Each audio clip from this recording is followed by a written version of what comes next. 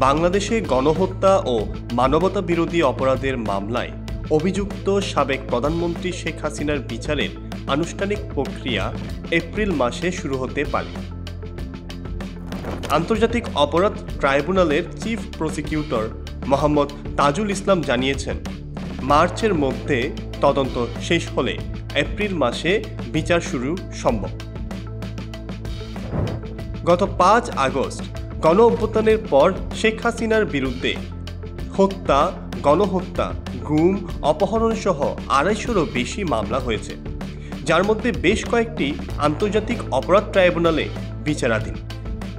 জুলাই গণ অভ্যুত্থানের সময় সংগঠিত মানবতা বিরোধী অপরাধের মামলায় শেখ হাসিনা সহ ৪৬ জনের বিরুদ্ধে তদন্ত চলছে, যা ২০ এপ্রিলের মধ্যে শেষ করার নির্দেশ দিয়েছে ট্রাইব্যুনাল।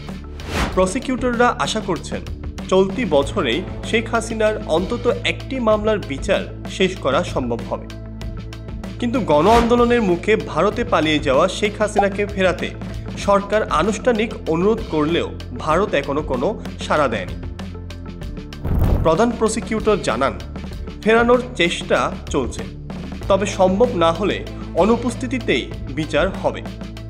জাতিসংঘের মানবাধিকার দপ্তর OHCHR জানিয়েছে, জুলাই আগস্টে শেখ হাসিনার সরকার ও আওয়ামী লীগ গুরুতর মানবাধিকার লঙ্ঘন করেছে।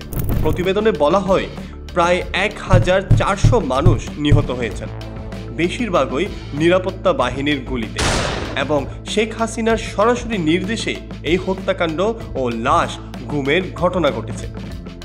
আন্তর্জাতিক অপরাধ ট্রাইব্যুনাল জাতিসংঘের এই তথ্য প্রমাণকে বিচারে গুরুত্বপূর্ণ ভিত্তি হিসেবে ব্যবহার করতে চায়।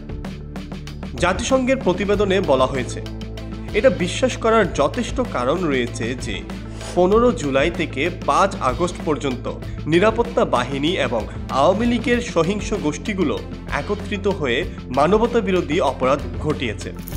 প্রতিবেদনে আরও উল্লেখ করা হয়েছে, নিরাপত্তা বাহিনী শটগান ও রাইফেলের গুলি ব্যবহার করে নির্বিচারে মানুষ হত্যা করেছে এবং নিহতদের লাশ গুম করেছে। ট্রাইব্যুনালের প্রধান প্রসিকিউটর জানিয়েছেন, জাতিসংঘের এই প্রতিবেদন আদালতে উপস্থাপন করা হবে। মোহাম্মদ তাজুল ইসলাম বলেন, জাতিসংঘের মতো একটি সংস্থা নিশ্চিত করেছে যে এটি ছিল পরিকল্পিত গণহত্যা, যা সরাসরি তৎকালীন সরকারের নির্দেশে হয়েছে। এই তথ্য প্রমাণ অপরাধীদের বিচারের ক্ষেত্রে অত্যন্ত গুরুত্বপূর্ণ ভূমিকা পালন করবে। যদি শেখ হাসিনাকে দেশে ফিরিয়ে আনা সম্ভব না হয়, তাহলে ইন অ্যাবসেন্সিয়া ট্রায়াল বা অনুপস্থিতিতেই বিচার প্রক্রিয়া এগিয়ে নেওয়া হবে। শেখ হাসিনার বিরুদ্ধে করা মামলাগুলোর বিচার দ্রুত সম্পন্ন করার জন্য আন্তর্জাতিক অপরাধ ট্রাইব্যুনাল সক্রিয়ভাবে কাজ করছে। একই সঙ্গে জাতিসংঘের তথ্য প্রমাণ এবং আন্তর্জাতিক সহযোগিতার মাধ্যমেও বিচার প্রক্রিয়াকে এগিয়ে নেওয়া হচ্ছে।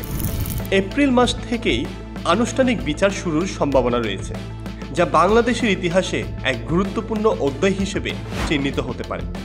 আপনার কি মতামত? এই বিচারের ফলাফল কেমন হতে পারে? কমেন্ট করে আমাদের জানান, এবং ভিডিওটি ভালো লাগলে লাইক, শেয়ার এবং সাবস্ক্রাইব করে বেল বাটনটি চাপ দিতে ভুলবেন না। ধন্যবাদ।